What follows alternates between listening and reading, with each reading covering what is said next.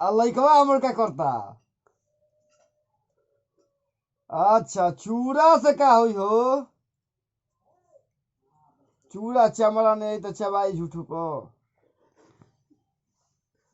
अच्छा अब भाई जी कहाँ हो। अब तू का कर तलू का खा तलू। बहुत चीज कहत कि बहुत चीज सब्जी चाय का खा तलू।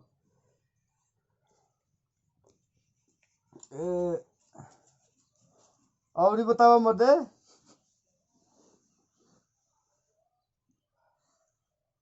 हाँ